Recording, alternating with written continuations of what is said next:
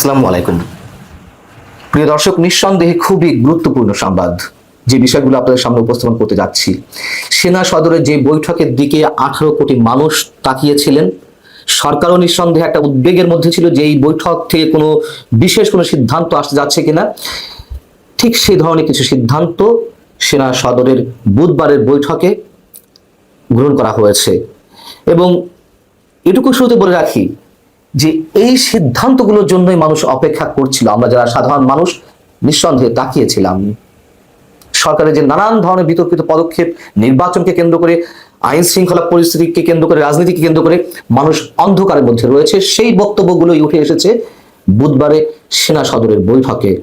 সেনা প্রধানের নেতৃত্বে ঊর্ধ্বতন সামরিক কর্মকর্তাদের সমন্বয়ে যে বৈঠকটি অনুষ্ঠিত হলো, তাতে সেনা প্রধান সহ আরো কোনো ঊর্ধ্বতন কর্মকর্তা তাদের বক্তব্যে বাংলাদেশের 18 কোটি মানুষের যে চাওয়া সেটির প্রতিফলন ঘটিয়েছেন।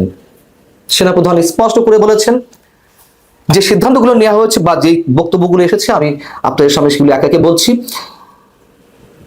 আমি আমার বিশ্বস্ত সূত্রের মাধ্যমে যেগুলো জানতে পেরেছি এবং আনডাউটেডলি বলা যায় যে এগুলোই হয়েছে। সেনাপ্রধান বলছেন যে বাংলাদেশের ভূমি ব্যবহার করে কারোর বিশেষ স্বার্থ উদ্ধারের জন্য কোনো ধরনের কোনো করিডোর দিতে দেয়া হবে না।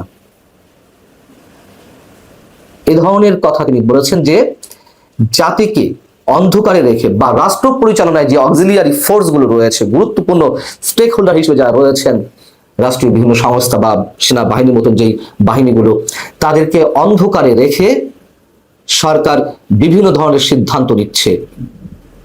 সেনাপ্রধান যে কথাগুলো বলেছেন তার মধ্যে আরেকটি হচ্ছে, দেশের জন্য যে কোনো গুরুত্বপূর্ণ সিদ্ধান্ত নিতে হবে নির্বাচিত সরকারকে। কোনো অনির্বাচিত সরকার কোনো ধরনের গুরুত্বপূর্ণ সিদ্ধান্ত গ্রহণ করতে পারে না।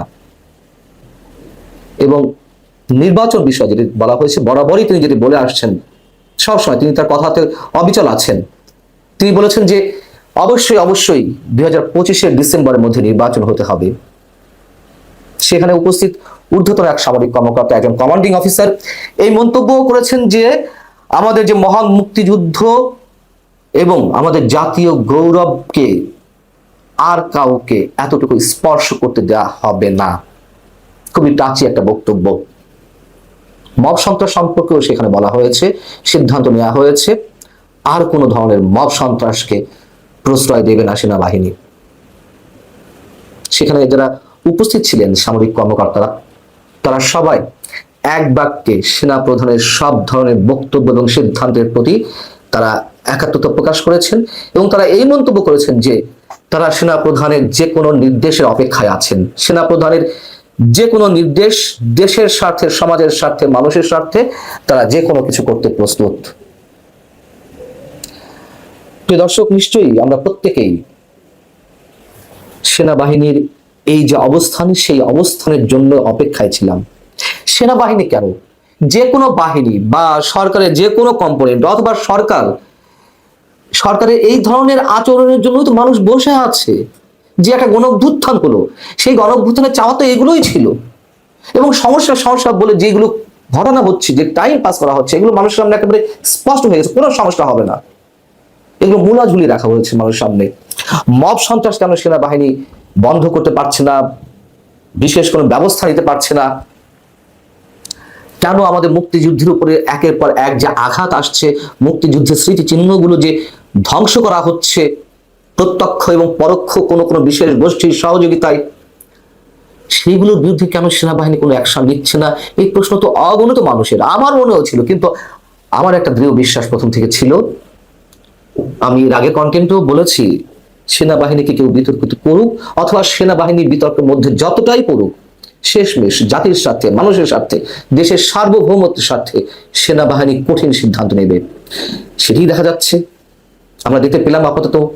এবং আমরা নিশ্চয়ই অপেক্ষায় থাকবো যে এই সিদ্ধান্তগুলো কিভাবে বাস্তবায়ন হয়। এবং আমরা আশা করব সরকারকে, যারা সরকারের একটি বিশেষ অংশ, সরকার ব্যবস্থাকে যারা উল্টো পথে পরিচালিত করতে চাইছে অথবা এর পেছনে যে ম্যাটিকুলাস ডিজাইন রয়েছে সেগুলো বাস্তবায়নের জন্য যেটি বিশেষ গোষ্ঠী তৎপর রয়েছে, আমরা চাইব তাদের শুভ বুদ্ধির উদয় হোক।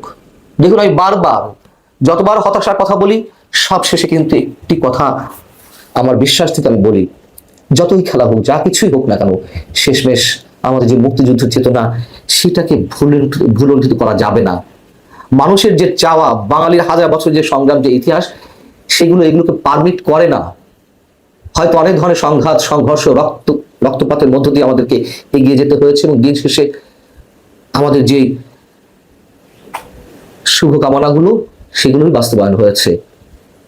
এখন যেহেতু সরকারের শীর্ষ মহল এই বৈঠক নিয়ে উদ্বিগ্ন ছিল, এবং সেই জায়গা থেকে সম্ভবত গত মঙ্গলবার প্রধান উপদেষ্টার নেতৃত্বে 3 বাহিনীর প্রধানের উপস্থিতিতে যে একটি হাই প্রোফাইল মিটিং হলো, যদিও সেটি বলা হয়েছে আইন শৃঙ্খলা সংক্রান্ত উচ্চ পর্যায়ের বৈঠক। এর আগে আমি বলেছি যে এই শব্দের মধ্যে অনেক ধরনের রহস্য লুকিয়ে আছে, যেখানে পুলিশ প্রধান উপস্থিত ছিলেন না। যাই হোক, যথেষ্ট গুরুত্বের সঙ্গে নিয়েছিল এই বৈঠকটি সরকার, যে কি হতে যাচ্ছে, কি সিদ্ধান্ত নিতে যাওয়া হচ্ছে। এবং আমার মনে হয় যে এগুলোকে কেন্দ্র করে যদি মুখোমুখি কোনো অবস্থানে কোনো পক্ষ দাঁড়িয়ে যায়, নিশ্চয়ই সেটি দেশের জন্য ভালো হবে না। আবারও বলি, দিন শেষে এগুলো টিকবে না। অনেকের সাময়িক স্বার্থ হাসিল হতে পারে, উদ্ধার হতে পারে। আরেকটি কথাও সবসময় বলি যে এই দেশের মানুষের ভাগ্য নির্ধারণের ক্ষমতা এখনো মানুষের হাতে এসে পৌঁছায়নি।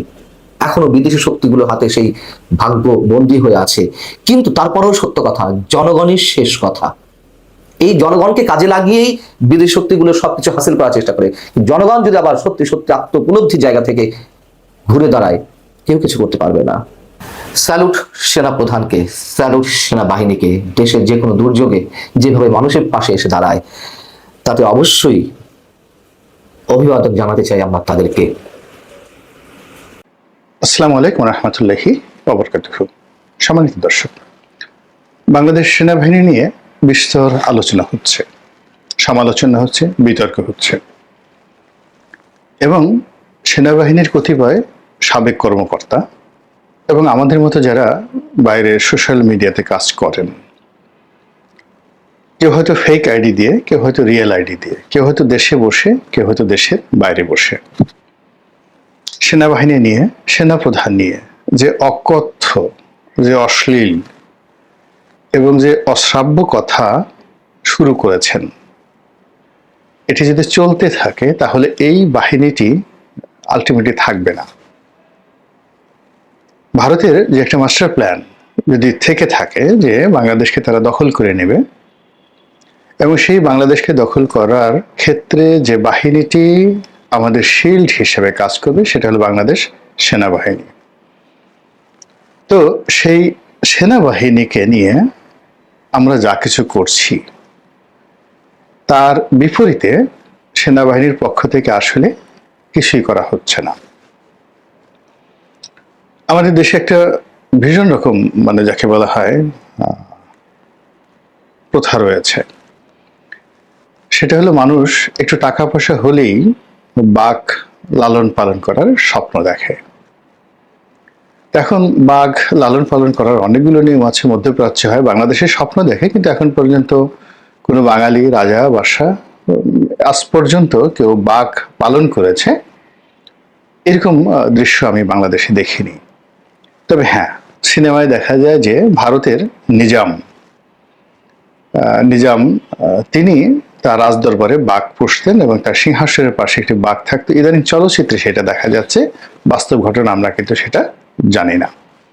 আমরা যেটা জানি যে বড় বড় রাজা বাদশারা বাঘ শিকার করতেন, অনেক বীরেরা বাঘ শিকার করতেন, ওই পর্যন্তই। কিন্তু আমাদের যে রাষ্ট্রযন্ত্র, সে রাষ্ট্রযন্ত্রে বাঘ বা রয়্যাল বেঙ্গল টাইগার রূপে সত্যিকার অর্থে যারা আমাদেরকে পাহারা দেন তারা হলেন সেই সেনাবাহিনী। এই সেনাবাহিনীর ইতিহাস আজকের নয়। সেই যে প্রথম সম্রাট শারগন, সেই জমানা থেকে সেনাবাহিনী। তারপর মধ্যযুগে যখন অটোম্যানরা একটা প্রথম যাকে বলা হয় আর্টিলারি তারা গঠন করেছিলেন একেবারে নিয়মিত, এর আগ পর্যন্ত যেটা হলো সেনাবাহিনীর ধরন এবং প্রকৃতি ছিল আলাদা। কিন্তু সারা পৃথিবীতে মুসলমানরাই প্রথম একটা নিয়মিত সেনাবাহিনী, যেটা আজকে আমরা বাংলাদেশে ব্যবহার করছি, সারা দুনিয়াতে ব্যবহার করছে। তো সেই সেনাবাহিনীর নাম তারা দিয়েছিল জেনিসারি বাহিনী। এটি তারা বিশেষভাবে তৈরি করেছিল।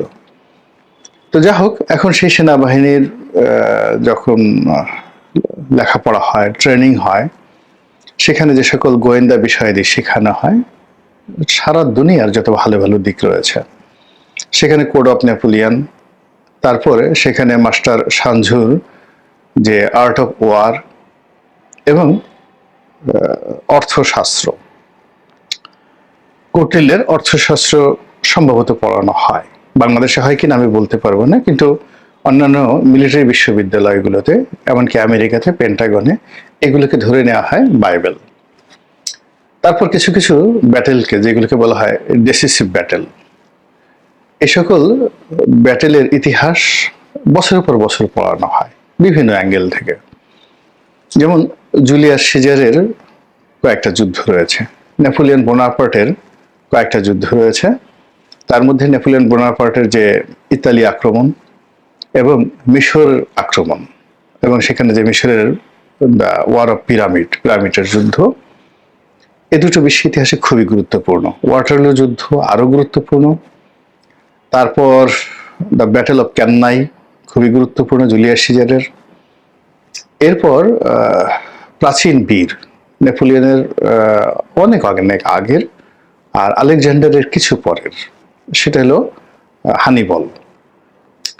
তার বেশ কয়েকটা যুদ্ধ, বিশেষ করে তার ইটালি আক্রমণ এবং স্পেন জয়, এটাকে বিশ্বের মিলিটারি ইতিহাসে একটা মাইল ফলক মনে করা হয়। তো এভাবে বিশ্বের বিভিন্ন দেশের সামরিক বিদ্যালয়, মহাবিদ্যালয় এবং বিশ্ববিদ্যালয়, সেখানে নিয়মিতভাবে এই জিনিসগুলো নিয়ে একেবারে সেকেন্ড লেফটেন্যান্ট থেকে শুরু করে সর্বোচ্চ পর্যায় পর্যন্ত ক্রমাগত এগুলোর উপরে তাদেরকে পড়ানো হয়। শারীরিক যোগ্যতা, ফিটনেস, এটা একটা পার্ট। তবে মিলিটারির যে কৌশলগত যে দিক, এটির সেটা হলো তার যে মিলিটারি জিনিয়াসনেস, যুদ্ধ কৌশল প্রণয়নের যে সক্ষমতা, চিন্তা, হৃদয় এবং মন, এ দুটোকে আলোকিত করাটাই আসলে একটা সামরিক বিশ্ববিদ্যালয়ের মানে অন্যতম গোল থাকে। তারপর যেটা থাকে হলো তার মধ্যে নেতৃত্বের প্রতিভা জাগানো, কৌশল জাগানো, এবং সবচেয়ে বড় ব্যাপার হলো যিনি জেনারেল হবেন তার দরকার হবে কূটকৌশল, কূটনীতি, গোয়েন্দাগিরি। এবং সেই গোয়েন্দাগিরির মধ্যেই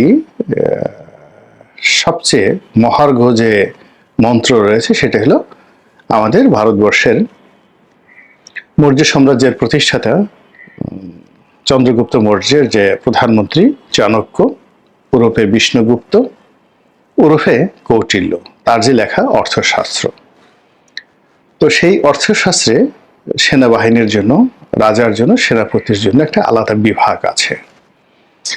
সেখানে সেনাবাহিনীর কর্মকর্তারা তাদের যে ঐতিহ্য, তাদেরকে যেন লোকজন সমীহ করে, ভয় পায়, এই জন্য কতগুলো কর্মকৌশলের কথা সেখানে বলা হয়েছে। আমাদের দেশের সেনাবাহিনীর বা সেনাবাহিনীর কর্তারা এই বিষয়গুলো পড়েছেন অথবা ভুলে গেছেন, অথবা পড়েছেন ভুলেননি, কিন্তু এগুলো প্রয়োগ করতে তারা সাহসী হচ্ছেন না। তারা রাস্তাঘাটে এই গত 7-8 মাসে যেভাবে অপদস্থ হয়েছেন, যেভাবে অপমানিত হয়েছেন, অনেকে বাংলাদেশের সামরিক শাসনের কথা বলেন। আমার কাছে মনে হচ্ছে যে এরকম অবদমিত মন নিয়ে, অপমানিত শরীর নিয়ে অত্যাচার করা সম্ভব, জুলুম করা সম্ভব, কিন্তু শাসন করা সম্ভব নয়। শাসন করার জন্য একটা প্রশান্ত চিত্ত দরকার আছে, যেটি সাবেক সরকারের ছিল না। এমনকি আমাদের কারোর মধ্যে সেটা ছিল না। শুধুমাত্র 2 জনের মোটামুটি একটা প্রশান্ত আত্মা ছিল, সেটা হলো জিয়াউর রহমান সাহেবের আর এরশাদ সাহেবের। ফলে তাদের জমানাতে শত শত বিতর্ক থাকা সত্ত্বেও আমরা একটা চমৎকার রাষ্ট্রীয় বিধি ব্যবস্থা, প্রশাসন যন্ত্র আমরা পেয়েছিলাম। আর অন্যান্য যারা এসেছেন, হতাশা ছিল, জুলুম ছিল, নির্যাতন ছিল মনের মধ্যে, প্রতিহিংসা ছিল, তারপর অশিক্ষা ছিল, কুশিক্ষা ছিল, নানা রকম অসঙ্গতি ছিল, পরিবেশ পরিস্থিতি প্রতিকূল ছিল, ফলে তারা কোনো লিগেসি তৈরি করতে পারেনি। অধিকাংশ তারা যে সকল বদনজির ব্যাড ইনস্ট্যান্স তৈরি করে গেছে সেগুলো এখন ভাইরাস আকারে পুরো প্রশাসন যন্ত্রে রীতিমতো জ্বালাচ্ছে। তো যেটা বলছিলাম যে সেনাবাহিনীকে নিয়ে যদি আমাদেরকে কাজ করতে হয় তাহলে তাদের শরীর ঠিক রাখতে হবে, মন ঠিক রাখতে হবে, মস্তিষ্ক ঠিক রাখতে হবে, এবং তাদের যে অহংকারের জায়গা, অহমিকার জায়গা, গর্বের যে জায়গা, সেই জায়গাগুলো সেই জায়গাতে আঘাত করা যাবে না। এখন কৌশলে হোক কিংবা চক্রান্ত করে হোক তাদের শরীরে দীর্ঘদিন ধরে মেদ জমিয়ে দেওয়া হয়েছে, মানে মুভমেন্ট করার অনুপযুক্ত করে দেওয়া হয়েছে বিরাট এক সংখ্যক কর্মকর্তাদেরকে। তারা বেল্ট পরবেন না, তাদের শরীরে মেদ হয়ে গেছে, ভুঁড়ি হয়ে গেছে, 3 বেলা তাদেরকে খাবার দেওয়া হয়েছে, তাদেরকে অস্ত্র ট্রেনিং এর পরিবর্তে দামি গাড়ি, দামি বাড়ি, ব্যবসা বাণিজ্য, বড় বড় পোর্টফোলিও, বিদেশে ঘন ঘন বিদেশ যাত্রার সুযোগ সুবিধা এবং রিটায়ার্ড করার পরে বা আগে ব্যবসা বাণিজ্য দিয়ে তাদের যে সামরিক চরিত্র এটাকে রীতিমতো তছনছ করে দেওয়া হয়েছে। এর ফলে সেই যে 2009 থেকে, না আরো আগের থেকে, আপনি ধরুন 2001 থেকেই কিন্তু এই অধঃপতনটা হয়ে আসছে। কে কার আত্মীয়, তারপর কার সঙ্গে কোন ভবনের ভালো যোগাযোগ রয়েছে, বঙ্গভবন, গণভবন, আরো অনেক ভবন, সরকারি বেসরকারি ভবনের যোগাযোগ রয়েছে, এগুলোকে যাকে বলা হয় পদোন্নতির প্রধান উপকরণ মনে করা হতো। আমি যখন সংসদ সদস্য হলাম আমি অবাক হয়ে গেলাম যে ব্রিগেডিয়ার পদমর্যাদার অনেক কর্মকর্তা, আমার মতো একেবারে নবীন সে 2009 সালে, যারা একটা প্রমোশনের জন্য আমার কাছে এসেছেন, আমি এগুলো কল্পনাই করতে পারি না। তাহলে বুঝেন যে সেনাবাহিনীর মধ্যে রাজনীতিকরণটা 2009 সনে শুরু হয়নি বা তারপরে শুরু হয়নি, আগের থেকে শুরু হয়েছিল। ফলে 2009 সনে আমার মতো লোক, শুধু আমার আসলে ওরকম কোনো যোগ্যতাই ছিল না, অনেকে যেটা জানতো যে আমার সঙ্গে হয়তো কারো কারো ভালো সম্পর্ক থাকতে পারে, এবং সেই সম্ভাবনাকে কাজে লাগিয়ে শিক্ষক বলেন, সামরিক কর্তা বলেন, জুডিশিয়ার কর্তা বলেন, মানে আসেনি আমার কাছে এরকম খুব অল্প লোক রয়েছেন, এবং সেগুলো অনেক বড় বড় মানুষ। মানে এই যে তাদের মধ্যে যে একটা দলদাসপনা, দলীয় বৃত্তি ঢুকিয়ে দেওয়া হয়েছে, সেটা এখন এমন একটা পর্যায়ে চলে আসছে যার ফলে কি হচ্ছে, রায়ট দমন করতে গিয়ে, উপজেলাতে অপারেশন পরিচালনা করতে গিয়ে তারা প্রায়ই অবমাননাকর, অস্বস্তিকর পরিবেশ পরিস্থিতিতে পড়ে যাচ্ছে। তাদেরকে দেখে মানুষ ভুয়া ভুয়া স্লোগান দিচ্ছে, সামাজিক মাধ্যমে তাদের চরিত্র নিয়ে কথাবার্তা বলা হচ্ছে, তাদেরকে তুই তুকারি করে গালাগালি দেওয়া হচ্ছে, বাপমা তুলে গালাগালি দেওয়া হচ্ছে। এবং এরকম পরিবেশ এবং পরিস্থিতি যখন হয় তখন কিভাবে তার থেকে সেনাবাহিনীর যারা কর্তা তারা কিভাবে নিজেদের মর্যাদা রক্ষা করতে পারেন সেই বিষয়গুলো কিন্তু সেই যে মাস্টার সাঞ্জুর বইতেও চমৎকারভাবে বর্ণনা করা হয়েছে, একেবারে বাংলায় সুন্দরভাবে এখন পাবেন পিডিএফ ফর্মে। আর অর্থশাস্ত্র অনেক বড় বই, ওখান থেকে খুঁজে বের করতে একটু সময় লাগবে, কিন্তু ইন্টারনেটে এর অনেক আলাপ আলোচনা রয়েছে, সেগুলো শুনলেই বুঝতে পারবেন। এখানে যেমন দেখা গেল একটা মব হয়, মব হওয়ার পরে সেখানে পালের গোদা থাকে। তো যখন এরকম একটা ঘটনা ঘটে, চাণক্য যে কাজটা করে সে হলো পালের গোদাকে টার্গেট করে, এবং পালের গোদাকে টার্গেট করে তাকে শক্তিশালী করে, প্রকাশ্যে তাকে শক্তিশালী করে, আর পেছনে পেছনে যেটা করে, তার যে প্রিয়জন রয়েছে, দুর্বল জায়গা রয়েছে, সেই দুর্বল জায়গাতে মারাত্মক আক্রমণ করে। একবার এক ব্যবসায়ী বলেছিলেন যে তার একটা ব্যবসা হচ্ছিল আমেরিকান একটা ইহুদির সঙ্গে। তো আমেরিকান ইহুদি তাকে বলল যে তোমরা বেঙ্গলি মুসলিম, তোমাদের সঙ্গে কারো যখন বিরোধ তৈরি হয় তখন তোমরা ঘুষি মারো, তারপর নাক ফাটিয়ে দাও, রক্ত পড়ে যায়, কাজের কাজ কিছু হয় না, মধ্যখানে ক্রিমিনাল কেসে পড়ে যাও। আর উই দ্য আমেরিকান জিউস, আমরা আর কিছু করি না, আমরা তোমার বল মানে তোমার যে বিসি দুটো আছে সেই বিসি দুটো আচ্ছা মতো চেপে ধরি। সেই বিসি দুটো চেপে ধরার সঙ্গে সঙ্গে হাত উঁচু করে আত্মসমর্পণ করা ছাড়া তোমাদের আর কোনো উপায় থাকে না। তো এরপর তিনি আরো একটি বাজে শব্দ উচ্চারণ করে সেই ভদ্রলোককে একদম সোজা করে ফেলেছিলেন। তো এই বিষয়গুলো তো আজকে আমেরিকানরা বলছে বা আমরা আলোচনা করছি, কিন্তু এগুলো আজ থেকে 2400 বছর আগে চাণক্য কিন্তু এই বিষয়গুলো বলে গেছে। এখন আমাকে হয়তো আপনি ধরতে পারলেন না, কিন্তু আমার এমন জায়গাতে ধরলেন, এমন লোককে ধরলেন, এমন প্রিয়জনকে, আপনজনকে আপনি নিয়ে গেলেন। সেক্ষেত্রে আসলে আমার মানে বলতে গেলে কিছুই করার থাকবে না, অসহায় হয়ে যাব, কান্নাকাটি করা ছাড়া কোনো উপায় থাকবে না। এই যে চাণক্যর যে নীতি, সেই চাণক্যর নীতিতে গোয়েন্দা বাহিনীতে, চাণক্যের গোয়েন্দা বাহিনীতে সবচেয়ে যে সিনিয়র একটা গ্রুপ ছিল, যাদের কাজ ছিল এক্সট্রিম পর্যায়ে এমন কিছু করা যেটা আমি এই ভিডিওতে বলতে পারছি না। এটি লিখিত, অর্থশাস্ত্রে লিখিত রয়েছে। তো সেনাবাহিনীর সদস্যরা সেই জিনিসগুলো অবশ্যই পড়েছেন বা জেনেছেন, সিনিয়র কর্মকর্তা, তাদের মধ্যে অনেক লেখাপড়া জানা লোক রয়েছে। আমার একটা বক্তব্য হলো যে এইভাবে আসলে চলতে পারে না। এত ভয়, সেনাবাহিনীর চারিদিকে মিছিল করা যাবে না, মিটিং করা যাবে না, আরে কে ওখানে মিটিং করতে যাবে, এত সাহস কার? এটা নিয়ে বিবৃতি দেওয়ার কি আছে? সেনাবাহিনীকে ভুয়া করে গালাগালি করবে, আশ্চর্য ব্যাপার। একবার করতে পারে, দ্বিতীয়বার কেন হবে? সেনাবাহিনী গাড়ি ভেঙে ফেলবে।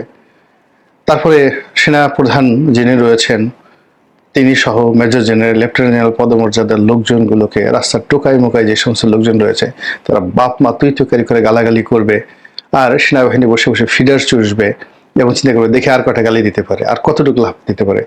এটা আসলে ঠিক না। এভাবে যদি চলতে থাকে আলটিমেটলি বাহিনীটার অস্তিত্ব বিলুপ্ত হওয়ার সম্ভাবনা বেশি। আল্লাহ আমাদের সবাইকে হেদায়েত দান করুন এবং হেফাজত করুন। আসসালামু আলাইকুম ওয়া রাহমাতুল্লাহি ওয়া বারাকাতুহু। আসসালামু আলাইকুম প্রিয় দর্শক, আশা করি পুরো ভিডিওটি দেখেছেন এবং বুঝতে পেরেছেন। প্রিয় দর্শক, অত্যন্ত গুরুত্বপূর্ণ আলোচনা করলেন আমাদের সবার পরিচিত পিএমও খালেদ মহিউদ্দিন ঠিকানায় খালেদ মহিউদ্দিন টকশো থেকে বর্তমান বাংলাদেশের পরিস্থিতি তুলে ধরলেন, বাংলাদেশের যে অবস্থা সে অবস্থা তুলে ধরলেন। প্রিয় দর্শক, ব্যাপক অবস্থা বর্তমানে দেখতে পাচ্ছেন যে আন্দোলন, একের পর এক আন্দোলন রয়েছে। ডক্টর ইউনূস সরকার আসলে কোন দিকে যাবে তিনি নিজেই দ্বিধাদ্বন্দ্বে পড়ে গিয়েছে। বিএনপি, জামাত সহ নানা দলকে নিয়ে আলোচনা সমালোচনা করা হলো আজকের টকশো। আপনাদের কাছে কেমন লাগলো অবশ্যই কমেন্টে জানাবেন। সবাই ভালো থাকবেন, সুস্থ থাকবেন। ভিডিওটি শেষ করছি। আসসালামু আলাইকুম।